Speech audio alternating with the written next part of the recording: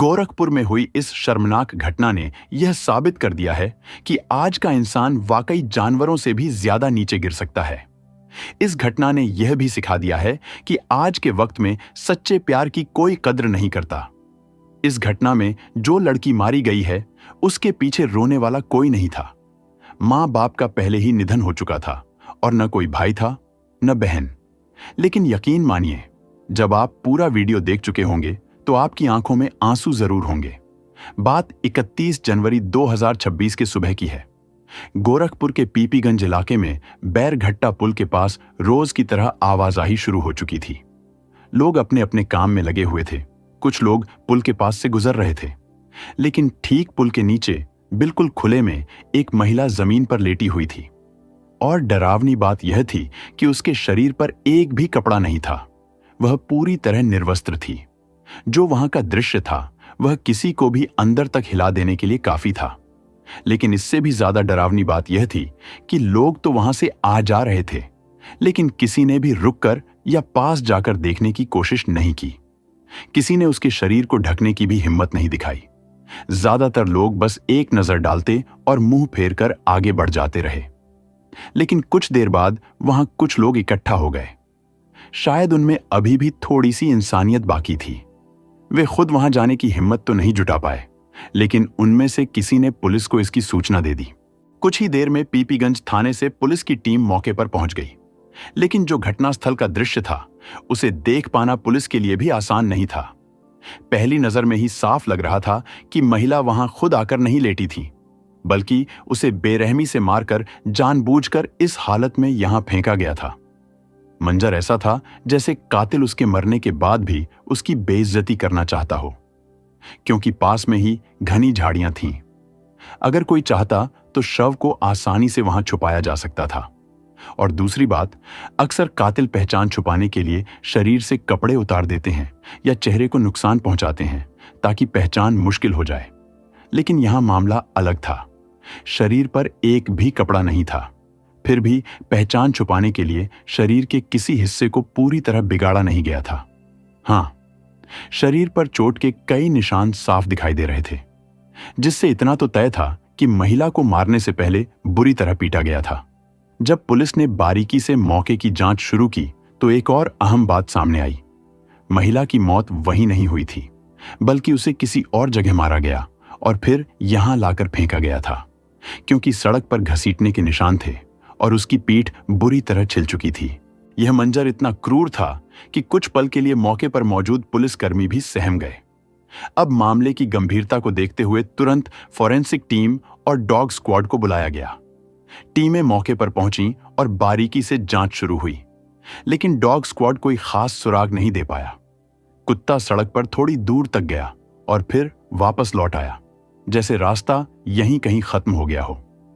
इसके बाद शव को पोस्टमार्टम के लिए अस्पताल भेज दिया गया और पुलिस पूरी गंभीरता के साथ इस केस की जांच में जुट गई, क्योंकि साफ था कि यह कोई साधारण मामला नहीं है, बल्कि यह इतनी बेरहम और इंसानियत को शर्मसार कर देने वाली वारदात थी कि इसे अंजाम देने वाले लोगों तक जल्द से जल्द पहुंचना जरूरी था। अब पुलिस के सामने सबसे पहला सवाल यह था कि आखिर यह महिला कौन है, क्योंकि जब तक उसकी पहचान नहीं होती तब तक केस में आगे बढ़ना मुश्किल था। पुलिस के पास मृतका का चेहरा तो था, लेकिन समस्या यह थी कि उसे पहचानने वाला कोई नहीं मिल रहा था। पुलिस ने आसपास के इलाकों में पूछताछ की। लोगों को उसकी तस्वीर दिखाकर जानकारी लेने की कोशिश की गई, लेकिन किसी ने भी उसे पहचानने से इनकार कर दिया। गोरखपुर पुलिस ने शव की तस्वीर और पूरी जानकारी सोशल मीडिया पर भी पोस्ट कर दी थी। साथ ही आसपास के सभी थानों को भी सूचना भेज दी गई।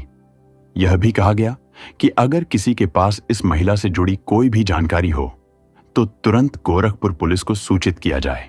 कुल मिलाकर गोरखपुर पुलिस अपने स्तर पर पूरी कोशिश कर रही थी। फिर भी समय बीतता जा रहा था और इस महिला के बारे में कोई सुराग नहीं मिल पा रहा था। इसलिए अब पुलिस ने जांच का तरीका बदलने का फैसला किया। उन्हें इतना तो यकीन था कि महिला को कहीं और मारा गया और फिर यहां लाकर फेंका गया है। मतलब साफ था, कातिल उसे सड़क के रास्ते ही यहां लाया होगा। हालांकि जिस पुल के पास शव मिला था वहां कोई सीसीटीवी कैमरा नहीं था, लेकिन पुलिस ने तय किया कि घटनास्थल के चारों तरफ जहां भी पहला कैमरा मिलेगा, जांच वहीं से शुरू की जाएगी। कैमरा टू कैमरा पूरे रास्ते को ट्रैक किया जाएगा। उन्हें भरोसा था कि किसी न किसी फुटेज में कोई न कोई सुराग जरूर मिलेगा। और आखिरकार पुलिस की मेहनत रंग लाई। एक सीसीटीवी कैमरे में कुछ संदिग्ध लोग दिखाई दिए। कुल 4 लोग थे, 2 पुरुष और 2 महिलाएं। ये लोग पीपीगंज थाना क्षेत्र में इलाहाबाद बैंक के पास खड़े नजर आए। चारों आपस में बात कर रहे थे। बैंक के ठीक सामने एक सीसीटीवी कैमरा लगा हुआ था और उसी कैमरे में ये सभी कैप्चर हो गए थे। समय रात के करीब 11 बजे का था। संदेह तब और बढ़ा जब कुछ देर बाद इनमें से 3 लोग एक स्कूटी पर बैठकर वहां से चले गए। स्कूटी पर एक पुरुष और 2 महिलाएं थीं, लेकिन रात करीब 12 बजे जब वही स्कूटी दोबारा वापस आती है तो उस पर सिर्फ 2 लोग बैठे होते हैं। हालांकि फुटेज बहुत साफ नहीं था, चेहरे भी क्लियर दिखाई नहीं दे रहे थे, लेकिन एक बात तय थी, यहां कुछ न कुछ गड़बड़ जरूर है। अब पुलिस ने उस नीले रंग की स्कूटी को कैमरा टू कैमरा ट्रैक करना शुरू किया। काफी देर तक फुटेज खंगाले गए, एक एक कैमरे को देखा गया और आखिरकार एक सीसीटीवी में स्कूटी का नंबर साफ दिखाई दे गया और यहीं से जांच सीधे आगे बढ़ गई। अब स्कूटी के नंबर के आधार पर उसके मालिक की तलाश शुरू हुई। ज्यादा देर नहीं लगी और मालिक का पता भी चल गया। स्कूटी का मालिक कोई दूर का व्यक्ति नहीं था, बल्कि पीपीगंज थाना क्षेत्र के तिघरा टोला का ही रहने वाला था और उसका नाम रामविलास साहनी था। रामविलास साहनी रेलवे से रिटायर्ड कर्मचारी थे। पुलिस तुरंत उसके घर पहुंची और उससे पूछताछ की गई। रामविलास ने बताया कि साहब, स्कूटी तो हमारी ही है, लेकिन इसे मेरे दामाद लेकर गए हैं। रामविलास ने यह भी बताया कि दामाद का नाम विजय साहनी है और वह सहजनवा थाना क्षेत्र के मॉडर गांव में अपने परिवार के साथ रहते हैं। इतनी जानकारी मिलते ही पुलिस सीधे विजय के घर पहुंच गई। दरवाजा खटखटाया गया। कुछ देर बाद एक महिला बाहर आई। उसका नाम था संध्या साहनी। पुलिस ने उससे पूछा कि क्या विजय साहनी यहीं रहते हैं, तो संध्या ने बताया, हां, विजय उसका पति है और अभी घर के अंदर ही सो रहा है। पुलिस वालों ने उसे विजय को बाहर बुलाने को कहा और कुछ ही देर बाद विजय घर से बाहर आया। जैसे ही वह बाहर आया, पुलिस ने उसे तुरंत हिरासत में ले लिया। उसे थाने लाया गया और पूछताछ शुरू हुई।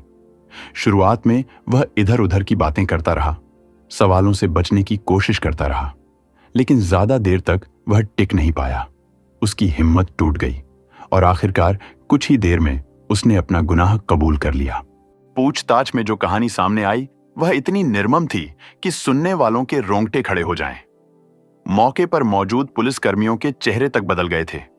कुछ देर के लिए कमरे में सन्नाटा छा गया था, क्योंकि यह सिर्फ एक हत्या नहीं थी, यह इंसानियत को हिला देने वाली ऐसी साजिश थी जिसने हर किसी को अंदर तक झकझोर दिया।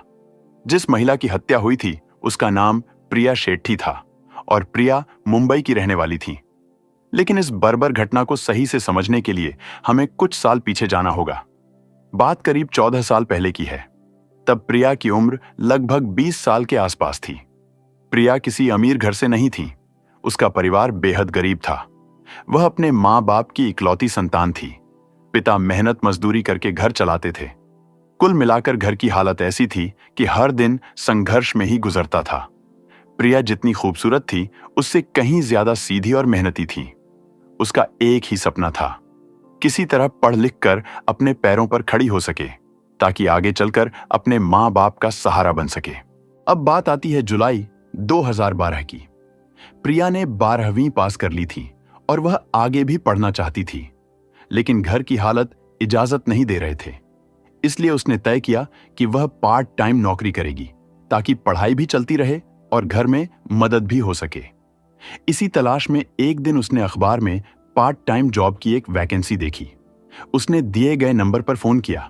बात हुई, उसे इंटरव्यू के लिए बुलाया गया। प्रिया वहां गई और इंटरव्यू में सेलेक्ट भी हो गई। लेकिन उसे क्या पता था कि आगे चलकर यही नौकरी उसकी जिंदगी की सबसे बड़ी गलती बन जाएगी और उसे अपने जीवन से भी हाथ धोना पड़ेगा, क्योंकि जिस व्यक्ति के पास प्रिया नौकरी के इंटरव्यू के लिए गई थी वह कोई और नहीं बल्कि यही विजय साहनी था, जिसने 14 साल बाद अपनी पत्नी और ससुर के साथ मिलकर प्रिया की निर्मम हत्या कर दी है। दरअसल उस समय विजय मुंबई में एक इंश्योरेंस एजेंट था। पार्ट टाइम नौकरी का जो विज्ञापन अखबार में छपा था वह उसी ने दिया था। काम आसान था, जो भी ग्राहक लाएगा और उस ग्राहक की पॉलिसी होगी तो मिलने वाले कमीशन में ग्राहक लाने वाले को भी हिस्सा मिलेगा। फिलहाल प्रिया को वैसी ही नौकरी मिल गई जैसी वह ढूंढ रही थी। उसने मेहनत से काम किया, कई पॉलिसियां करवाईं, कमाई भी होने लगी। अब आगे होता यह है कि उस समय प्रिया की उम्र करीब 20 साल थी और विजय की 22 से 23 साल। यह उम्र का वही पड़ाव होता है जहां भावनाएं बहुत तेजी से गहरी होने लगती हैं और अगर संभल कर न चला जाए तो वही भावनाएं जिंदगी बदल भी देती हैं। काम के सिलसिले में दोनों की फोन पर बातें होने लगीं, मिलना जुलना भी होने लगा। लेकिन इसी बीच प्रिया की मां का निधन हो गया और कुछ ही समय बाद उसके पिता भी चल बसे। अब प्रिया बिल्कुल अकेली रह गई थी और एक दिन विजय संवेदना जताने प्रिया के घर पहुंचा और उसी दिन के बाद दोनों के बीच एक अलग ही जुड़ाव बनने लगा। धीरे धीरे यह जुड़ाव प्यार में बदल गया और फिर एक दिन दोनों ने मिलकर मंदिर में शादी कर ली। शादी के बाद विजय प्रिया के साथ ही रहने लगा। शुरुआत में सब ठीक चल रहा था। करीब 1 साल तक दोनों साथ रहे और इसी दौरान उनके घर एक बेटे का जन्म भी हुआ। प्रिया को लगा अब जिंदगी पटरी पर आ गई है। भले ही उसकी जिंदगी में अब तक संघर्ष था, लेकिन अब वह काफी अच्छा महसूस कर रही थी। उसकी इस खुशी की उम्र शायद इतनी ही थी, क्योंकि साल 2014 के आसपास एक दिन विजय ने किसी काम का बहाना बनाया और गोरखपुर चला आया। उसने कहा था कि काम निपटाकर जल्द ही वापस लौट आएगा, लेकिन वह गया और फिर कभी मुंबई लौटकर नहीं आया। प्रिया के लिए यह बहुत बड़ा झटका था। उसे विजय का गोरखपुर वाला पता तक नहीं मालूम था और न ही वहां का कोई संपर्क नंबर था। उधर विजय ने अपना नंबर भी बंद कर लिया था। प्रिया उस इंश्योरेंस कंपनी भी गई जहां विजय काम करता था, लेकिन वहां से भी कोई पक्की जानकारी नहीं मिली। फिर भी प्रिया ने हिम्मत नहीं हारी। उसने तय किया कि वह विजय का इंतजार करेगी। शायद एक दिन वह वापस आ जाए। और इसी इंतजार में वह खुद मेहनत करने लगी और अपने बेटे की परवरिश अकेले करने लगी। और साल ऐसे ही गुजरते गए, लेकिन विजय कभी वापस नहीं आया, क्योंकि इस बीच विजय गोरखपुर में नई जिंदगी शुरू कर चुका था।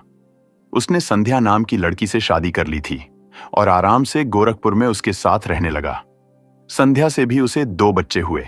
यानी एक तरफ मुंबई में प्रिया अपने बेटे के साथ उसका इंतजार कर रही थी और दूसरी तरफ विजय गोरखपुर में नई शादी करके नई जिंदगी के मजे ले रहा था।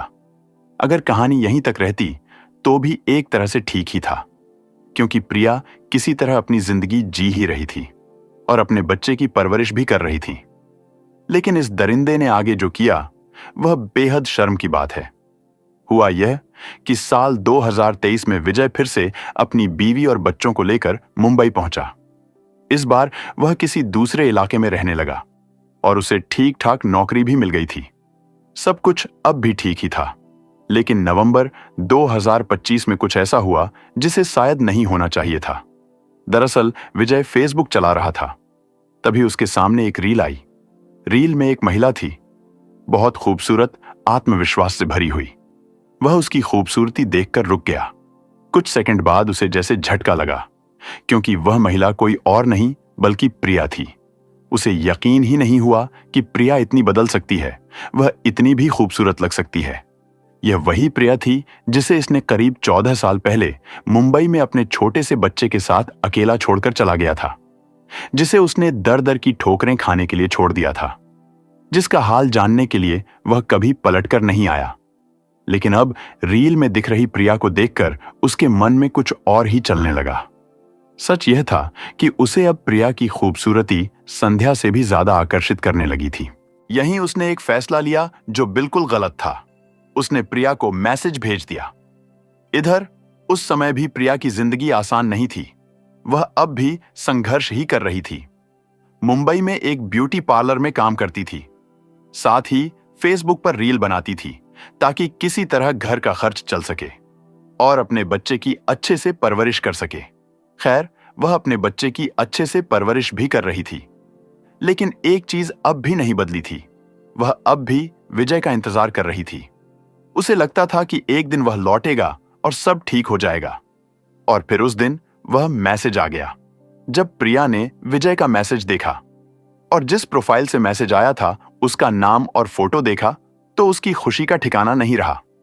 उसने बिना देर किए मैसेज का जवाब दिया और फिर से दोनों के बीच बात होने लगी। सालों बाद दोनों दोबारा मिले भी, लेकिन यहां भी विजय ने एक और गलती की। उसने प्रिया को संध्या से अपनी शादी के बारे में कुछ भी नहीं बताया। इतना ही नहीं, इस बार उसने संध्या और संध्या के बच्चों को उनके हाल पर छोड़ दिया और अब प्रिया के साथ रहने लगा। इधर जब महीने बीत गए और विजय घर नहीं आया, न ही उसने फोन किया, तो संध्या को चिंता होने लगी। आखिरकार उसने इस बात की शिकायत पुलिस में कर दी और जब पुलिस वालों ने छानबीन की तो विजय को प्रिया के साथ बरामद कर लिया गया। और यहीं से पहली बार विजय की सच्चाई संध्या और प्रिया दोनों के सामने आ गई और यहीं से घर में कलह शुरू हो गई, क्योंकि प्रिया को अपने बेटे के लिए नाम और हक चाहिए था, जबकि संध्या को यह बात मंजूर नहीं थी। इसी बात को लेकर झगड़े इतने बढ़ गए कि विजय के लिए यह सब झेल पाना मुश्किल होने लगा। हालांकि इस बात के लिए जिम्मेदार भी वही था।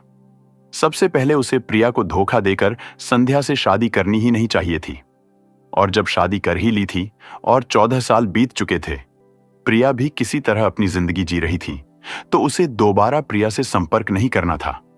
और अगर संपर्क कर ही लिया था तो फिर संध्या को धोखा देकर दोबारा प्रिया के पास नहीं जाना चाहिए था, बल्कि पूरी हिम्मत के साथ प्रिया को संध्या से मिलवाना चाहिए था।